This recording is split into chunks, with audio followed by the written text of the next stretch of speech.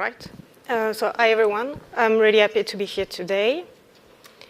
So my name is Sandra. I'm a senior Android engineer and I work at DNA.inc, an agency based in the Netherlands.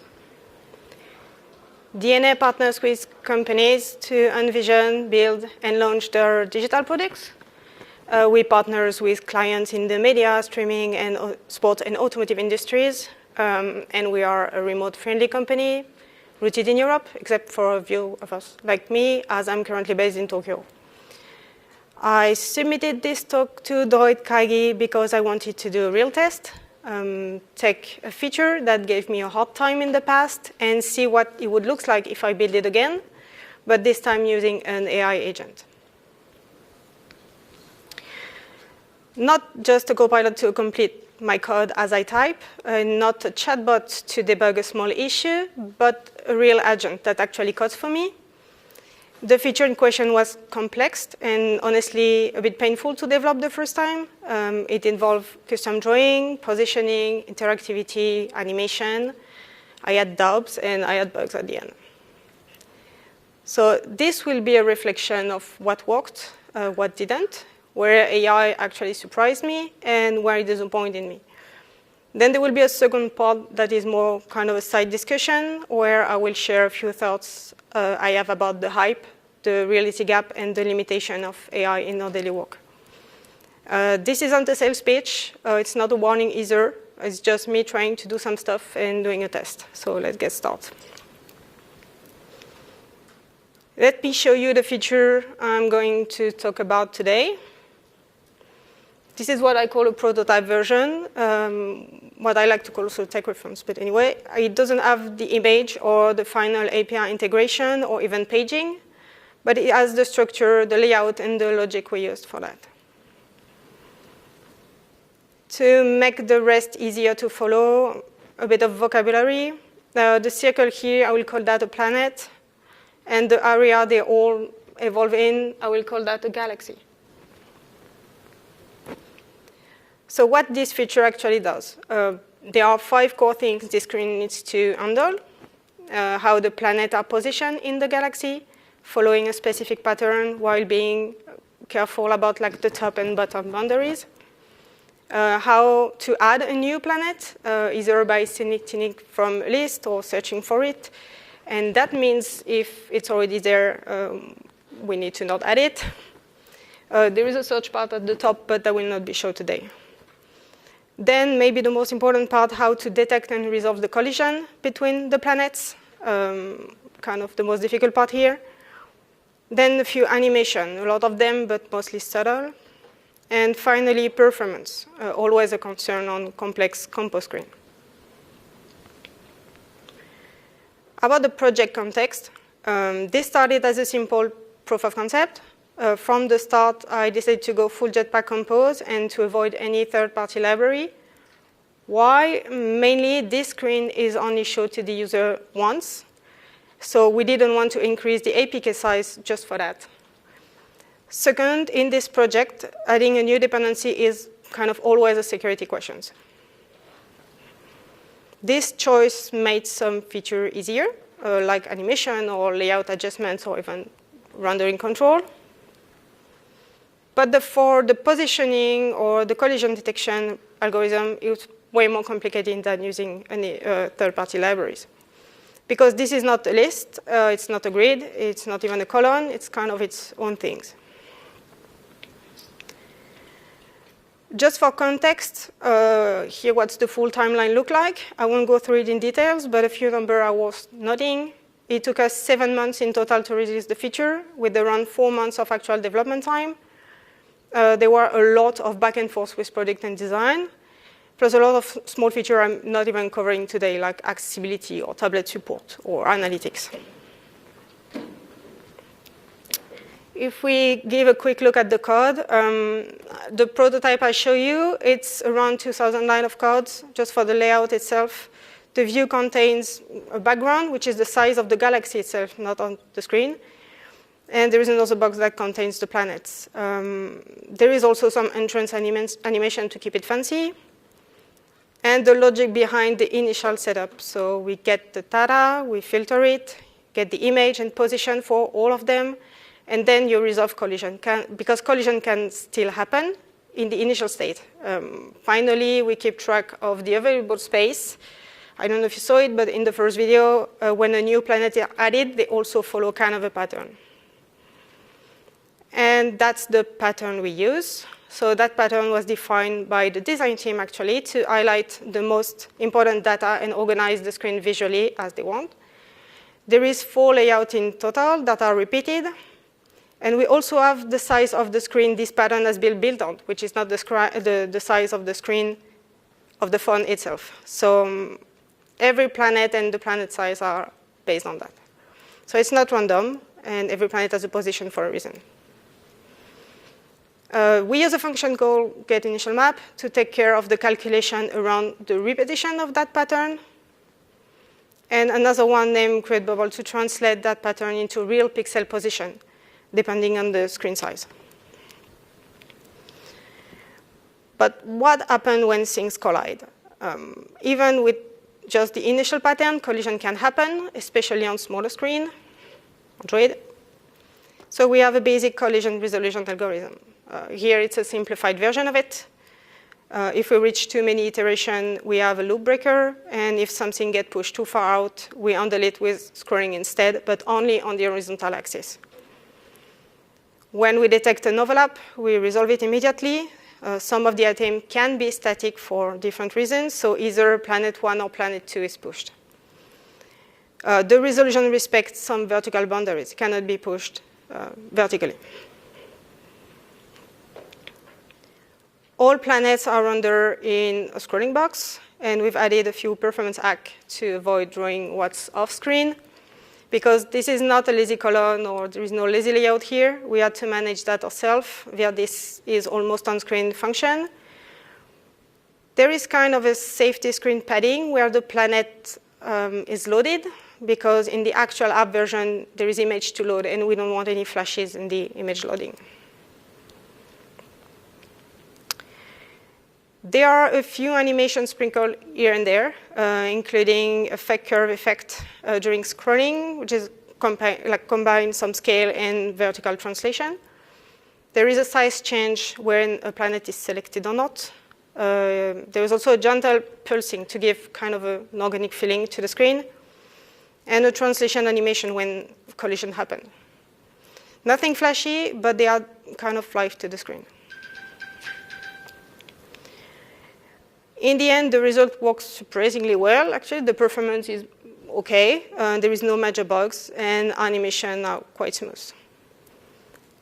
But the part I want to highlight is this. We spent weeks refining that collision algorithm, weeks just on that part. And even though I know it's not perfect, like there is still some gap, but this was one of these rare screens where you can't rely on existing pattern, and where Compose gave us both the freedom and the responsibility to build something fully custom. So a few months ago, maybe 2 or 3 or 4 now, I started experimenting with GitHub Copilot on my spare time. Why Copilot? Well, first, I'm not someone who loves to test every new shiny thing. This field is moving incredibly fast, and I don't have that much free time. So I wanted something that was easy to use and already integrated into my workflow. And second, I truly believe that if a tool wants to be widely adopted, it has to be accessible. So I opened Android Studio, and I asked Gemini, which is now embedded in Android Studio, to recommend an AI agent to help me code a project directly from the IDE, and Gemini answer was GitHub Copilot, so here we are. What is GitHub Copilot? Let me borrow a definition from ChatGPT. GitHub Copilot is an AI-powered coding assistant developed by GitHub and OpenAI. It helps developers by suggesting code as they type directly inside the editor. Copilot can autocomplete lines, generate entire function, and evaluate test and documentation. Documentation, important part. It's especially useful for speeding up development, exploring new API, and avoiding repetitive coding tasks. Think of it as an helpful pair programmer that's always available. So, OK, that's a nice pitch. But now let's talk about what really happened when I try to use it. Just a side note before I dive in, Copilot is evolving quickly. So all my experiments were done before August 2025. So maybe some of the features may have changed, and I focused my test on the generated code feature. So obviously, this was not the same situation as the original feature. This time, I already knew what needed to be done, and I had a very clear idea of what it should look like, the final result. So I rebuilt part of the feature over the course of a couple of days, and here what I learned.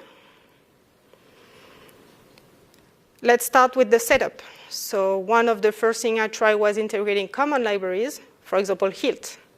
And that was interesting. In some small project I had tested before, Copilot added HILT perfectly, almost with all the necessary pieces. But this time, it decided to do only half the job. So that's easy to fix, but only because I already knew what was missing. And that's going to be a theme. Also, and this one really annoyed me, every time I asked Copilot to add a dependency, he added an outdated version of it. We'll come back to that later. So what didn't go well? The UI code was below average, not just in terms of how it looked, but also on how it performed. So not to be fair, I enjoyed building UI, so for me that wasn't that a big issue. But still, this is something to be aware of, especially if you rely on Copilot for production-level UI. In terms of performance, the biggest issue was recomposition. Copilot didn't really optimize anything. Even when I asked to improve the performance via different prompts, it just messed up the code structure. In this example, when clicking on the planet, you can see 3 other display, but it's so slow, the animation wasn't triggered at all. And it's all caused by too much recomposition. Again, I can fix it, but only because I already knew what good composed code is supposed to look like. But what actually went well? The most impressive part is the algorithm code. The collision resolution algorithm that took me weeks, actually, to write the first time, Copilot got me 90% of the way there in like less than 5 minutes. So of course, I had to adapt it a bit. I knew the constraints, but still that saved me a lot of time and mental energy. Second win, surprisingly, was the animation. After I reworked the UI myself, I asked Copilot to implement small animation, like the one I had in the original version. And to my surprise, the result was pretty close to what I had written manually in the solo project. So yes, there are parts where Copilot really shine, especially when you can frame the problem clearly. So what did I learn from this? The first and maybe the most important takeaway is make a plan. Don't just jump in and expect magic. You need to cut your problem into small pieces and fit these pieces one by one to Copilot. Funny enough, that's exactly the same advice I've given to junior and mid dev I mentored in the past. Take a piece of paper, break down the feature into small actionable steps. The difference with Copilot is instead of building the steps yourself, you let the AI do it for you. And then you need to review. Other point, watch the performance, especially for UI code in Compose. Debugging Copilot code can be either very easy or very painful, depending on how well you frame your original request. Own the code. You will need to maintain it, debug it, update it. You can't just rely on what's done and forget about it. And be careful with outdated answer. Always double-check library version and best practices.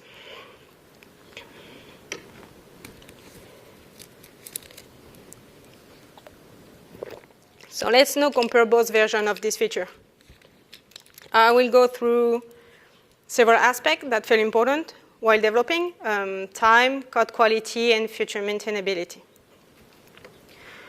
For time to deliver, for the collision algorithm, that took me 3 weeks when I was alone, including debugging. With Copilot, I had the first version in a few minutes. But I spent a lot of time trying to understand and fix what was wrong, especially issue with the vertical boundary I was talking about earlier. The UI without counting the animation. Solo, it took me about a week, not counting back and forth with design. With Copilot, I got a working layout in a day, but I still needed 5 to 7 days total to clean up the bugs and get something decent. For the animation, same pattern. About 1 week solo, excluding design iteration. With Copilot, it did well in the animation in like a day, but failed to deliver everything useful for the complex fake curve effect I was talking about, which was, in fact, hard to describe because it was more kind of a feeling visually, and that's difficult to prompt. Code quality. For the collision algorithm, the code from Copilot was surprisingly good and actually very close to mine, so it was readable and modular enough to build on. For the UI without the animation, the Copilot version was messy. He used a lot of magic value and added random modifier in the wrong place. And there are some poor compositional structure. For the animation, the code for the easy part was OK. But the one I finally got for the complex fake curve effect animation was basically trash and impossible to maintain or even understand properly.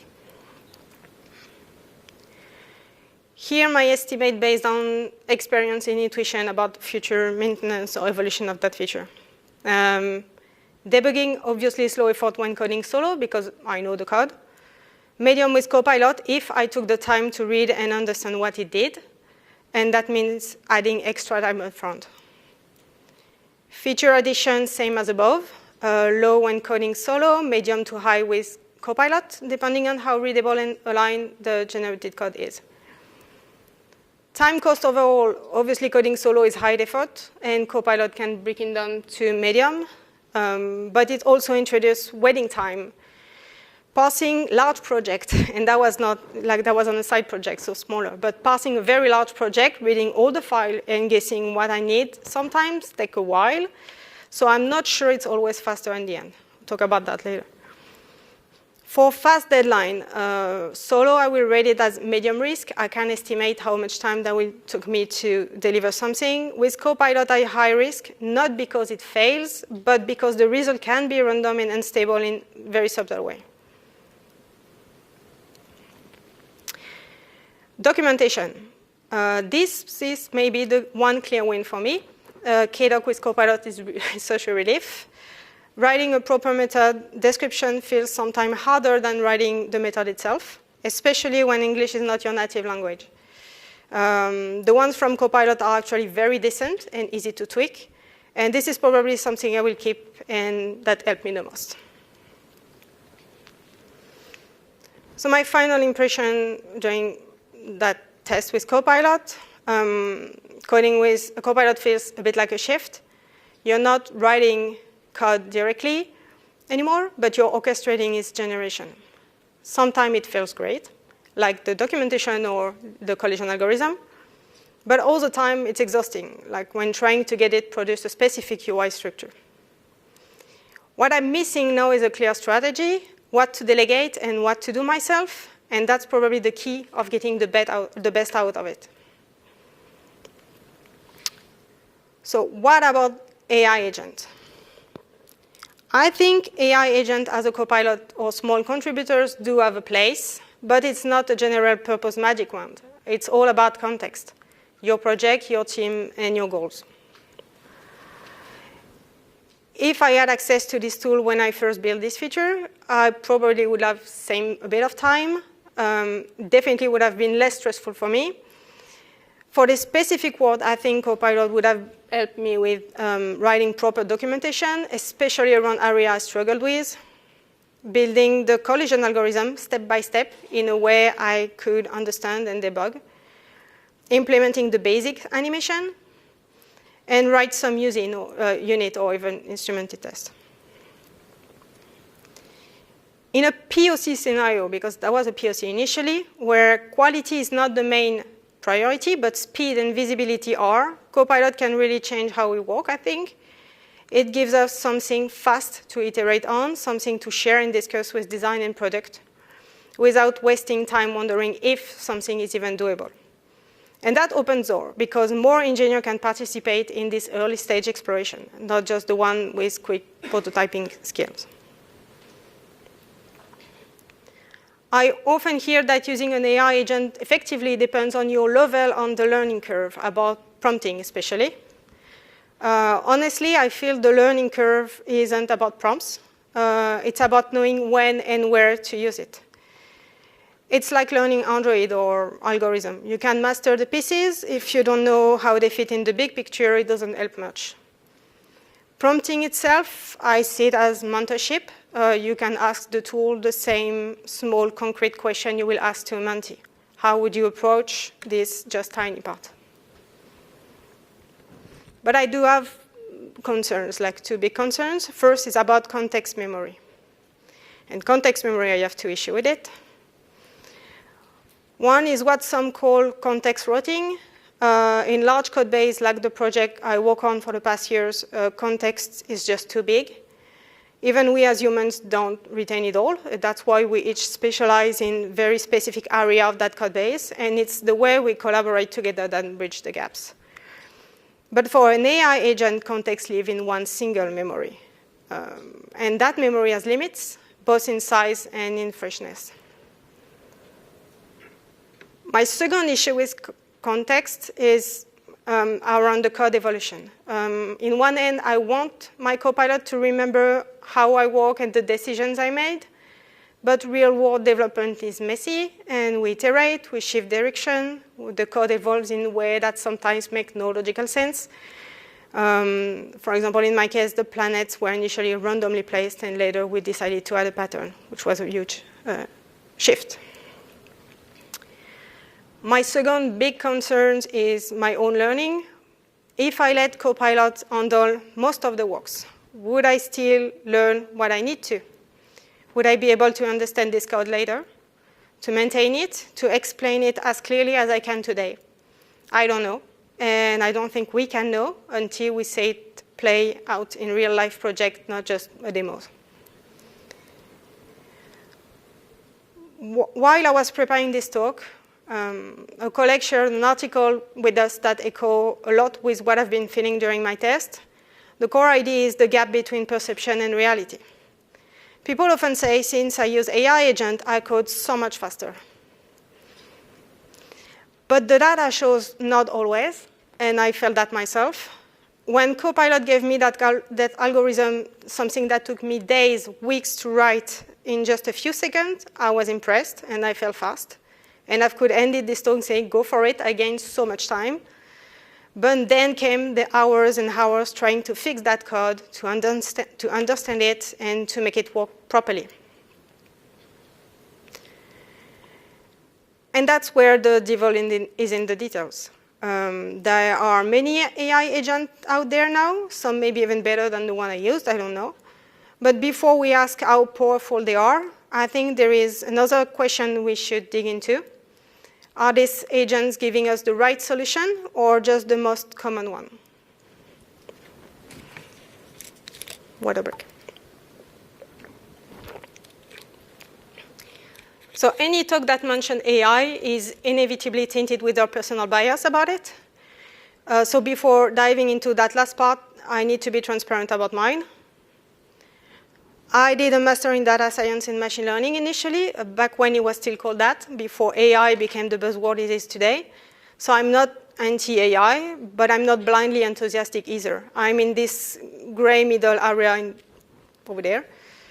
I see AI as a powerful tool, one that has the potential to reduce inequality by making access to knowledge easier. I also think it can spark creativity in some interesting ways. But what saddens me is that most of today's AI efforts are aimed at replacing humans on tasks they actually enjoy, like creative tasks, writing, illustrating, instead of helping with the boring, repetitive work most of us would gladly end off.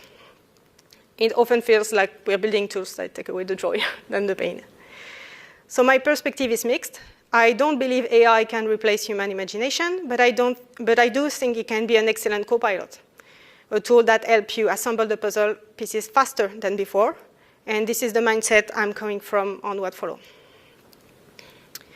So let's step back from the tech and look at what happens in companies. You want to use AI, that's very cool, but most real-world projects deal with sensitive data. So we have customer information, internal metrics, legal document, usage log. You can't just throw that out in an external API or cloud model without thinking. That's where data governance kick in.